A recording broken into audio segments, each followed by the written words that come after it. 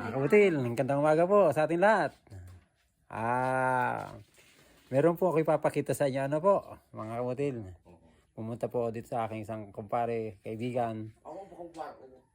Na siya po ay meron pong ipinakita sa akin na ito sa tingin ko isang mahalagang bagay, ano po, pera.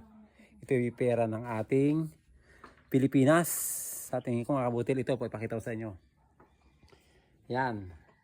Sa tingin ko po ito 10 piso, ano po, 10 piso ito po sa ating henerasyon. Kaso nga lang, bakit po ito napakaliit? Tingnan nyo yung palad ko, yung aking daliri, napakaliit. Ayan, 10 piso napakalaki. Bakit po ito napakaliit? Ayan mga kabutil. Ngayon mga kabutil,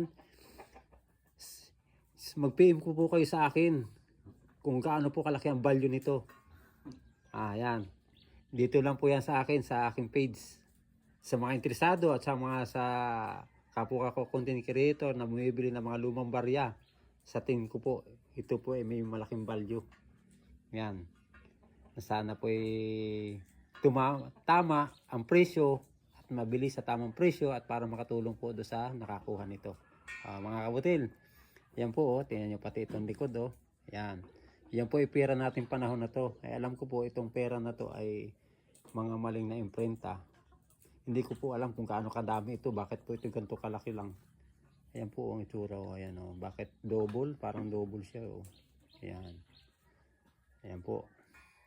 Ayan po mga kabutil, mga beloved followers. I-share nyo po ang video at iparating nyo po sa bumibili ng coins na legit. Na meron po tayong hawak na ganito. I-PM nyo po ako mga kabutil sa lahat ng interesado. Kabutil, God bless all.